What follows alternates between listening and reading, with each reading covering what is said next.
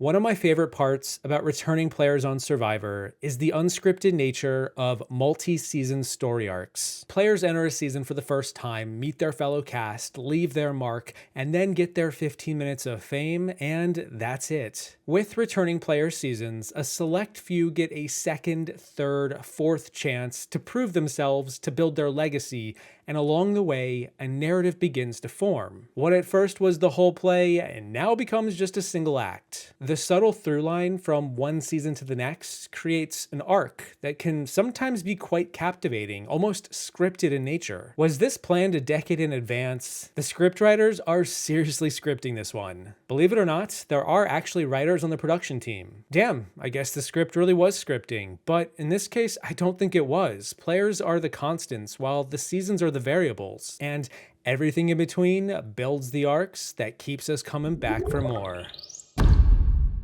Internet, I'm sorry, that was flowery and long-winded. Let me just be frank. I love returning player seasons, not so much for the gameplay, although it's great, but for the stories that players bring with them and then attempt to build on with each recurring appearance. With another All-Star season on the horizon now, we are 50 seasons deep into this show, an absurd milestone to think about, and to celebrate, I want to go back and touch upon the players that I think have the greatest arcs across more than one season. But before I do, I want to ask you, which returning players did you enjoy the most when you factor in all of their appearances? A few years ago, I made a couple videos talking about my most disappointing returning player appearances, and this time around, it's kind of like we're just doing the opposite, but, from a more story-based perspective. I mean, look, I just want a good crescendo and denouement at the end of the day. Is that too much to ask? Well, given all this is unplanned because it's reality TV, yeah, probably. But here we go. The top 10 greatest multi-season story arcs in Survivor. So, there are a lot of directions we can go for this first one. I've got a handful of honorable mentions to list, but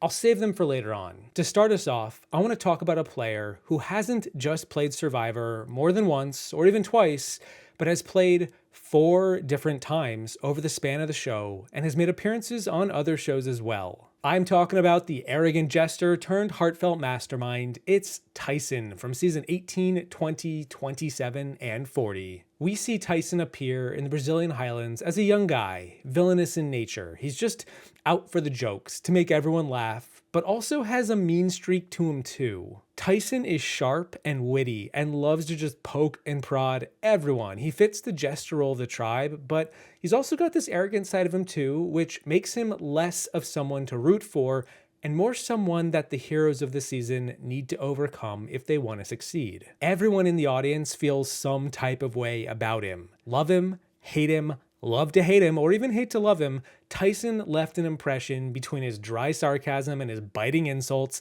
People in the audience felt just all types of ways. This was the first season I got to watch. Tyson was the first person I ever got to see voted out live that I can remember. He was a challenge beast who served as the biggest blindside of the season. He got his comeuppance, and for a single season, that's a lot to chew on. He returned to the Villains tribe 2 seasons later for his All-Star appearance, deservedly a top 10 villain at that point in the show's history. And honestly, not much changes here. As far as story arcs go, season 20 Tyson is pretty much par for the course. He swings for the fences and makes a colossal blunder. He tries to be more strategic this time around, but instead just sort of sets off a chain of events that doom pretty much his entire alliance. He does show a kinder side with Coach, which was endearing, but ultimately, if this was his last appearance, it left a lot to be desired. But then, he returns once more, 7 seasons later, to play with his then girlfriend, now wife, Rachel, and this is like an evolved form of the jester that we once knew. Oh no, he's still a jokester, he's a coconut bandit, he's still biting at times. We see it come out at that Rock Draw Tribal Council, but really, this season, he is all about becoming a more grounded guy who's here for something bigger than himself. Whereas in Tocantins, he was all about tiaras, cracking jokes, striving for every punchline. In Blood vs. Water, he just wanted to win the damn game, and he basically became the mastermind of the season that he showed potential for being in his first 2 outings. This was a refined gem that took a lot of pressure to finally shine. He faced a lot of heat on 18 and 20 to become this pristine on 27, and when his girlfriend is ousted early, his motivation changes his entire demeanor. And here I am ranking him at only number 10 on the list. You would think that after all this he would be higher. I do like him on season 40. He is now this family man. He's married to Rachel. They have kids. Tyson is a maverick out there showing us his best tricks. Season 40 was his denouement, his final act, and while it didn't result in a success, it was cool to see him return from the edge for a minute and still retain that big threat status he has always carried. Tall, spiky hair model boy. Love him. He just seems like a good guy to have around. The younger brunette, she comes off to me as kind of being the bitch. I've never liked Sierra. To me, she's of no worth. I mean, her parents probably love her. I can't imagine her boyfriend's that cool. 9th person voted out and the 2nd member of our jury. Tyson. It's not rocket science, but I don't have immunity, and anytime I don't have immunity, I feel a little uneasy. When Russell came and told me that he wanted to vote out Parvati, I thought it was actually an excellent opportunity to maybe flop my vote to Parvati. No matter how this comes out tonight, I'm gonna stick to that. Parvati? Are you serious? 6th person voted out of Survivor, Heroes versus Villains. Tyson. Oh man, I have nobody to blame but myself. I was the victim of my own stupidity. We could weaken their tribe by voting somebody out here tonight. Voting out Rachel, hoping Tyson will take her spot at the next duel. Rachel, tribe spoken. I think Brad's lining up his game right now, and everybody's just kind of falling under his spell. You need to stay there with your tribe. They need you. Are you sure? Yeah. Mr. Football over there smiling at me like he does. You can be big, but that's the worst thing in this game. So now I have to get all the way to the end, or I would regret not stepping in for Rachel. When she lost and I got to hug her, I asked her if she had fun, and she said she did, and for me that was enough. Because it is a game, you know? Too many people take it too serious, and it shouldn't be.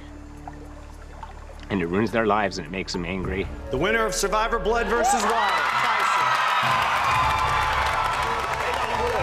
Honestly, Survivor has been my profession for the last 12 years. The thing that has made winning the $1 million so great is that I am able to spend time with my kids at home every day. And I don't want to cry on day one here, but it's like I get to get up every morning with my daughters and get them ready for the day and hang out pretty much all day, every day. So even coming out here, for me, was a big deal because I've never left them for longer than a couple days at a time. So, yeah, I'm grateful to Survivor for that. The 9th greatest multi-season arc is on a much smaller scale than Tyson. It is from a player who has only ever returned once. And I think what's peculiar about number 9 is that they didn't get a lot done on either season, yet I'm here for the story arc, not just the gameplay. And that is why I am talking about Russell Swan from season 19 Samoa and 25 Philippines. Russell leaves a massive impact on his first go around. He is the Captain America archetype. He puts that Purple Golu tribe on his back and just carries them through the pre-merge. He works hard, he plays hard, he doesn't stop for anything. He is the beating hearts of any tribe that he's on, and it is this level of hard work that has seen him rise above the noise in both of his appearances. He stands out from the crowd, and on Samoa, it is never more evident than when he collapses right before the merge in a challenge, and he is medically evacuated from the game right after. Jeff Probst has even said that this was the most terrified he had ever been for 31 seasons, watching Russell collapse from going too hard at the game. And only Caleb on Korong gave him an even more harrowing experience. Russell burns too bright too quickly, but it's this commitment that earns him a second chance on season 25, a season where the returning players were all medically evacuated. And this time, Russ is fighting those demons that plagued him on his first go-around. He doesn't want to be the leader, yet he instantly takes command because that's just his nature. He goes so hard at every challenge, but fate gets in the way and causes his tribe to lose every single challenge that he competes in. Russell's tribe goes from 6 down to just 3 in the first 3 episodes, and he's incredibly frustrated. How is this his story? And it's that question that has always had me like Russ for what he brought to the show. In spite of how hard he committed himself to everything he did, it didn't stop him from going earlier than he desired. He gives us his backstory and his upbringing. It wasn't always easy street for him, and here he goes again on Survivor, finding himself in a bad spot despite doing everything he could to be as perfect as possible. Russ is plagued by bad luck on Survivor. His arc is a reminder that you can't always win no matter how hard you try, and it's in that defeat that you find something beautiful. A touching story, the theme of man versus fate, and as I've said before, his second elimination is one of my favorite episodes in the history of the show, and it's not because we lost Russ, but because we had Russ to lose in the first place.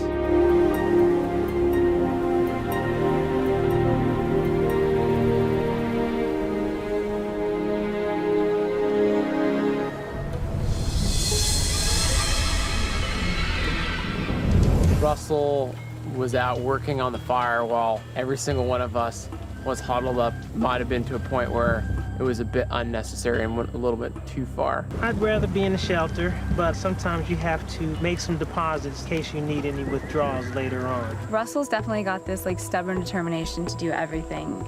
But truth is, the elements out here, it's gonna break you down. He's just pushing himself too hard, and it's gonna take its toll, you know? John, up! Don't move!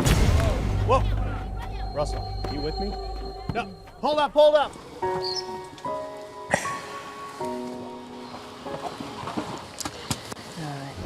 Russ, just lie down, Russ. Come on, Russ. Russ, are you with us? Lie down. Russell. His heart rate was 97 when we sat him up, and now it's 68, okay? And it dropped. It dropped like really that. fast. Russell, we've hung in there as long as we can. You are not doing well. I just watched your heart rate plummet. My family depends on me. You pushed and pushed and pushed your body until your body said, enough. There's nothing about that is a quitter.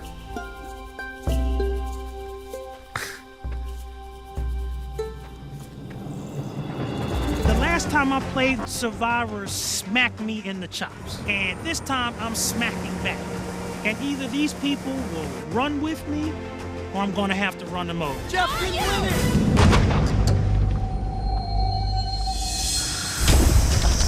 Yeah! Hellbound wins immunity!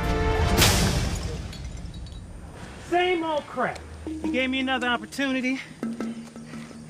I don't get what's happening, Father. For me, this isn't supposed to happen. Russell, with all due respect, you sometimes talk like you're a superhero, like Superman's never supposed to fail. You're just a guy. I don't go into anything expecting less than the best.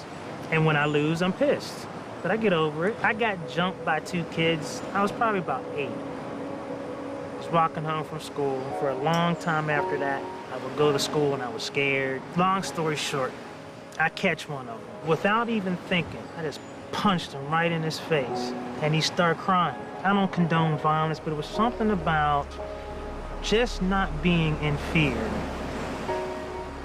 I think just from that day, it was just like, I'm not gonna cower in the face of anything. 4th person voted out of Survivor Philippines. Oh. This is just the straw that breaks the camel's back, and it's obvious me and Survivor don't get along, so I think I'm done with this. At number 8 for multi-season arcs, I have a player who began as an under-the-radar threat, a superfan who then returned and turned into a fan favorite major underdog power player, only to then return one more time and take the reins of the season as a bit more of a villain, ultimately betrayed by one of their own. Any guesses who I'm talking about? I'm talking about Kelly Wentworth from season 29, 31, and 38. On season 29, when Kelly first showed up, she was kind of a non-entity. I was kind of shocked that she made the ballot for second chance, but hey, you get cast on any season, you probably got potential no matter your edit. Kelly was a superfan who entered the season as a sharp, keen player, knew her game, and was ready to kick some butt. She was betrayed by one of her own tribe-mates, Drew, who attempted to specifically target her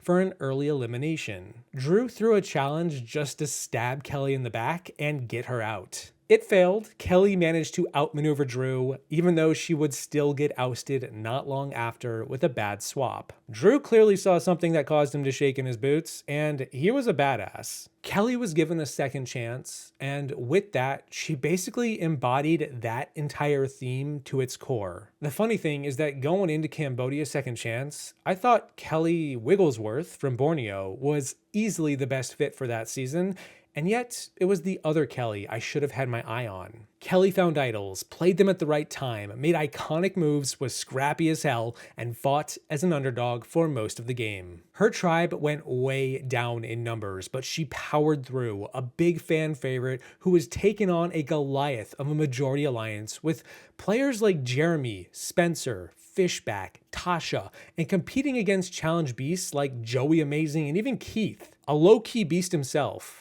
Kelly was the primary target at that final 11 tribal, blindsided Andrew Savage, and went on to survive all the way to the final 4. What is going on? Had she won?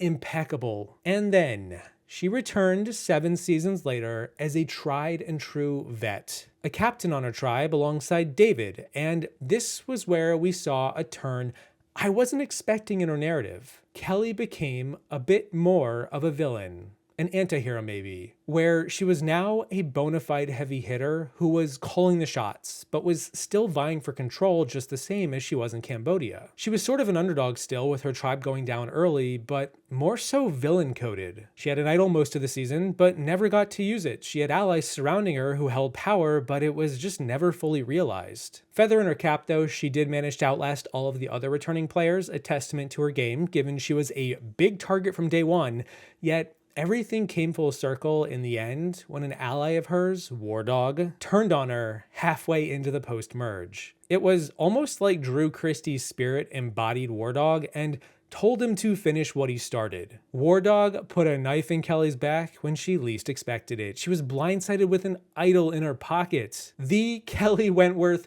who does not count. This time, it counted. Come on, Dad. Of all the teams, we should be able to get fire faster than this. He's the most dangerous person in this tribe. Who's gonna manipulate this game and throw the stronger guys out? It's Kelly. She plays very low-key, but at the same time, she's very observant, and if you talk to her, you know that she has not missed one episode of Survivor. Let's get Kelly out tonight, and then all these bitches don't know what to do other than come to us. Trust me, guys. They're gonna... Trust me, count on it. Drew gets his vision in his head, and he's like the king of it, and he has to be the one to like give the final decision, and I think people are getting over that really, really quickly. Kelly, do you agree with that? Need to get rid of bad energy? Yeah, but who's the bad seed in this bunch? Maybe we don't all agree on that. 4th person voted out of Survivor, blood versus water.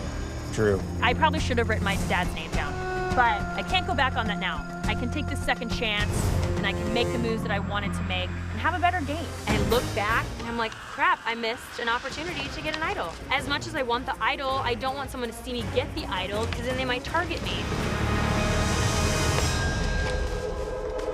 If anybody has a hidden immunity idol and you want to play it, now would be the time to do so.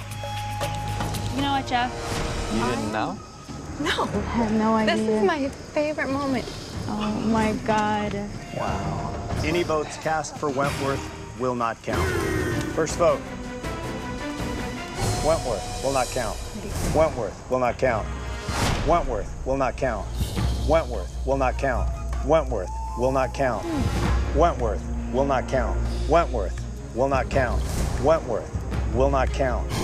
Wentworth will not count. Savage. All right, baby. 8th person voted out, the 2nd member of our jury. Savage.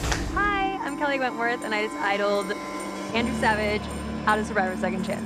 Thank you. And so we see this boat coming, and then you see the blonde, and I'm like, that's freaking Kelly Wentworth. Kelly Wentworth, First woman to find 2 hidden immunity idols, and when she found herself in a deep hole, she used one of them for a record-setting blindside. I played from the bottom in second chance. That's not a good feeling. And so this time, I want to have genuine relationships, which can be hard for me because I'm a closed-off person. He wants to take out Wentworth. Yeah, she's a returning player, she's a threat, she plays the game hard, she finished 4th place last time. That means she has a bigger target on her back than I do. And that's a great reason to keep her ground. And this one looks like the easiest vote. The group of 6 targets on Aurora, but she really has no ties in this game. There's bigger threats out there, so I think it's time to make a move on the last returning player, and that's Kelly Wentworth. This morning, I had 30-second conversations with Aurora, Devins, and Victoria. We're doing it tonight. Doing what today? Wentworth. Okay. I can't believe what I'm hearing right now. War Dog's like, I think it's Kelly. We got to get her today. We got to get her out. He is so unpredictable. All it takes is one person to be like, it's time to get out Wentworth, and then they could try and make a move against me. So I'm just so glad I have the safety of a hidden immunity idol right now. 11th person voted out and the 8th member of our jury. Wentworth, need to bring me your torch? Wow, guys. The 7th greatest multi-season arc, to me, is one of the most classic narratives out there. I'm talking about the student-turned-mentor kind of deal, where the student becomes the professional, the Padawan becomes the Jedi Master, the player who walks onto the beaches in their first season and is just a total noob, a total scrub, ends up schooling the noobs on their next go-around. And, of course, I am talking about John Cochran from Season 23 South Pacific and 26 Caramoan. Cochran's story arc is pretty self-evident, especially compared to the previous 3 players I just talked about, in that he first played with both Coach and Ozzy, both themselves returning players on their 3rd go-around. Cochran was a huge fan of Survivor. He wrote college papers on the show. I mean, who hasn't? And there he was, standing in front of these legends, ready to learn from the best. Well, okay, for the most part. Look, it sounds better on paper than in practice. First, he dealt with Ozzy, learned about how to lead a tribe in many of the worst ways, how to handle being arrogant, and then he worked with Coach in the post-merge to make some dicey moves. Cochran chose self-preservation over looking out for his closest allies, because he figured that was at least some semblance of a path to the end, even if it might cost him every jury vote. And it probably would have. He likely loses the game once he flips, no matter how his standing turns out. But in the wake of his first sunburnt disaster, he returned 3 seasons later as a favorite, a fan favorite, that fan definitely being Jeff Probst, and suddenly he was leading the charge out of the gate from the shadows. Cochran seemingly learned from his first go-around. He was in a great spot on the favorites tribe and was pulling strings from the shadows alongside his closest ally, Dawn. He wasn't leading from ahead, and when he was being cocky, it was only confessionals away from the rest of his tribe. In the second half of this season, he chose to prioritize himself, just as always, but he did so in a way that wouldn't burn him those precious jury votes. Is this the same guy from 3 seasons prior? Cochran was so well positioned all season. Even though he did have friends on the favorites tribe, it is tough to ignore just how much favor he earned. And also never lost, all the way to day 39. He cut allies ruthlessly at the right time. He blended in like a chameleon and changed his colors day by day. And ultimately, he really proved to be a student of the game like he said he was on his first day on season 23. He took notes, he changed his game plan, and he got the highest marks any player could ever earn. He never had a vote cast against him all of season 26, and he earned every juror's vote to crown him the sole survivor. It's actually the definition of a perfect game, and it's a classic story arc that I think deserves to be in the top 10. Also, not for nothing, he made a brief cameo on season 34 Game Changers, and he had a moment to coach Debbie for a reward. And can you imagine if Ozzy was on that boat instead of Debbie and Cochran pulls up as a mentor? I would die. It's over, I am ascending. What's your name? John. I mean, okay, I know that the players you really like, you tend to call them by their last name. So I was hoping you could call me Cochran. I am a fan of the game, so I'm not going to hide that. This is an out-of-body experience for me right now. I have a buff collection at home. Ozzy suggested, let's just kind of have fun in the ocean. So the only option was to get in our underwear. And I was really opposed to doing this, so I wasn't crazy about the idea of going in the water. it's just gonna make me look more like a pathetic twerp than I already do with my clothes on. Regretting this already. I mean, if this is like the 90210 tribe, I'm definitely one of the zeros. What I need to do is focus on the positive, visualize success. My Achilles heel is crippling insecurity and anxiety. People don't like the fun guy all the time. Survivor's not meant to be a comedy routine. It started out as a dream, but it really is a nightmare now. I'm probably gonna hear the tribe has spoken, my torch is gonna be snuffed. It's just a sad conclusion to my Survivor story. I'm gonna make up a story. That Cochran, the little smart weasel he is, found the idol. We go to vote him out. He whips out the idol. See you later, Ozzy. First, you get the egomaniac returning player voted out. Then you get his idol. Then you get the $1 million. I can completely jump ship, betray my old tribe. Coward. That's how a wiener plays. You disgust me. You throw the whole tribe under the bus, and now we're gonna be knocked out one by one. See ya, Cochran. Jeez. Just take the steps. Yeah. I mean, my new persona is strong, a little bit of swagger, a little more confidence. I can't be the same freak I was last time. Yeah, coming into this game, I was a little bit skeptical of how Dawn would react to me, because I arguably screwed her over last time. I voted her out. The fact that she's willing to take out Franny, who she's confessed to really liking and wanting to work with, indicates that this is a new Dawn. A new Dawn. Who do you think should go first, Brenda or Dawn? I think today's the beginning of the end for the Alliance of Six. The tribe has spoken. Brenda. I knew it. Need to bring me your torch. The tribe has spoken. The Survivor nerd has transformed into an all-around threat. Cochran pulls it out! I've been watching Survivor with my parents for 13 years. I need to win this game, and I'm willing to go to any length to snatch that title. Winner of Survivor fans versus favorites, Cochran! It's okay if I join you. Cochran? Oh my God. I've met presidents, prime ministers, and I'm not very often awestruck. But to meet one of my favorite Survivor winners was an honor and a privilege. I am talking to a guy who has not only played twice, he took it to the end the second time. Cochran won. My role here is to provide guidance. It's gonna be tough because she claims to be like an expert in everything.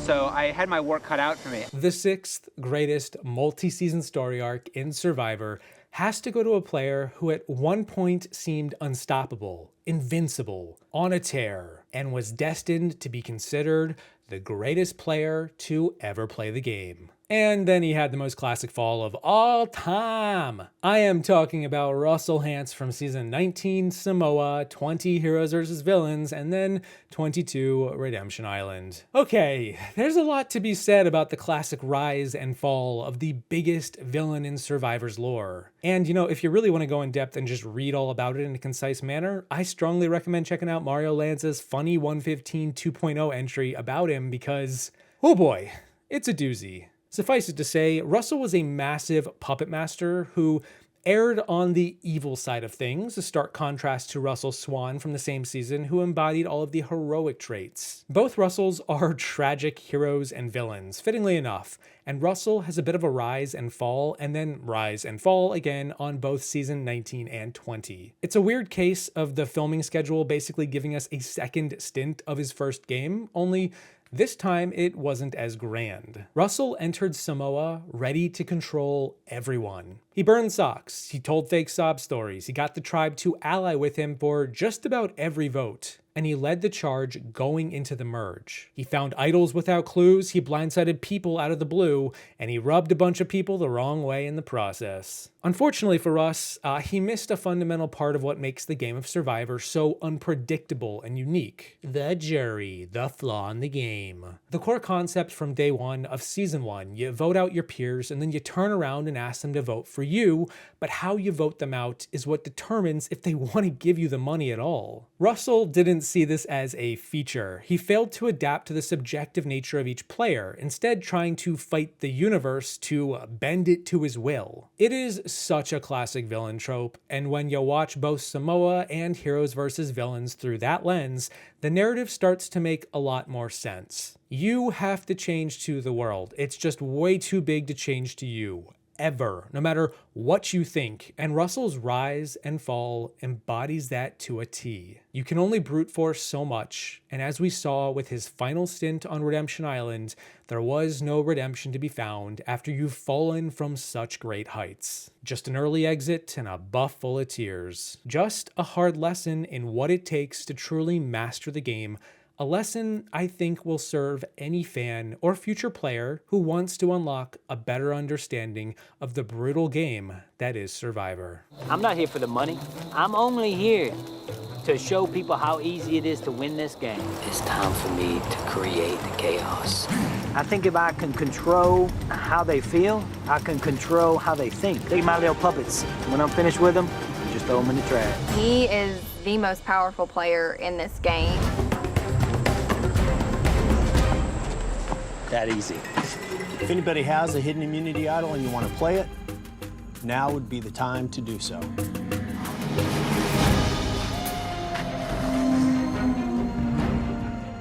I ain't finished playing just yet. This is an idol. Any votes cast against Russell will not count. Russell does not count. Russell does not count. Russell, that's 3 votes Russell, none of them count. Russell does not count. Russell does not count. Russell does not count. Russell does not count. Kelly. Stupid little girl. Bad strategy. It is done. They say don't get confident in this game. You know what? I'm confident as a hell. You know, I said from day one I was going to get here, and here I am. If I'm not meant to win, that's fine. I'm happy I made it to the 3rd. So what did you do strategically in this game? If you want second place, you have to do better than that. Embo, Dave, Brett, John, Eric, that's 5. I am another millionaire. The winner of Survivor Samoa, I'm still in awe that I'm here with all these great players. Finally, I can play the game with somebody that respects the game. When Russell came and told me that he wanted to vote out Poverty, I thought it was actually an excellent opportunity to maybe flop my vote to Poverty. I mean, I want her out. No, not this way. Poverty? Are you serious? Mm-hmm. 6th person voted out of Survivor, Heroes versus Villains. Tyson.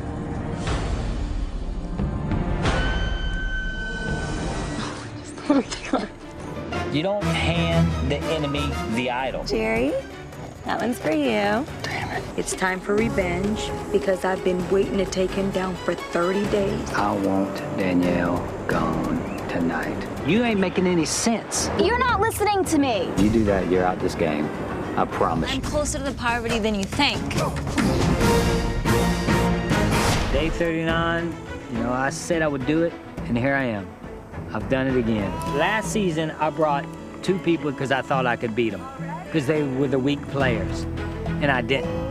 Sandra, she didn't do nothing. At the end of the day, the reason she's here is because she's easy to beat. Russell is obnoxious, so I took his hat and I threw it in the fire. I don't care. I should burn his sneakers. The winner of Survivor, Heroes versus Villains, Russell, brand new for you. You are out of this game. You played a very, very strong game 2 times. All right, buddy. It's gonna be all right. It's hard to be a professional quarterback and have pee-wee leaguers on your team. He got competition on his hands now. Listen to him talking. He said he found it 15 seconds in the game. Now through these 2, I can stay in this game. There it is. Now if their tribe wins, and they take out these dummies, more power to me. This is my last time playing this game. That's it. I have nothing else to prove to myself or to my family. And guess what? You see the video runtime, you see where we're at. I'm saving the top 5 greatest arcs for another video. There's just too much to be said, but don't worry, you won't have to wait long to hear me talk about my top 5. But in the meantime, let me know what you think about these 5 arcs and which 5 you think should be in the top 5. Are there any arcs that you think could include more than one player? Until then, a big thanks to my patrons for all your support. Thank you all for watching. I hope you enjoyed the video. Don't forget to bribe the jury for their votes on your way out, and I will see you in the next one. Once I make a deal to just buy the title of Sole Survivor from the winner. Holy crap, talk about hacking the game. It's that easy. Everybody is gonna see a different game than what we actually played. Ultimately, the person that wins and deserves to win is the person that gets the majority of the jury vote. I don't think she deserves it. She didn't even get in the top 3 for fan favorite. Yeah, Natalie, what is it like sitting next to such a gracious loser?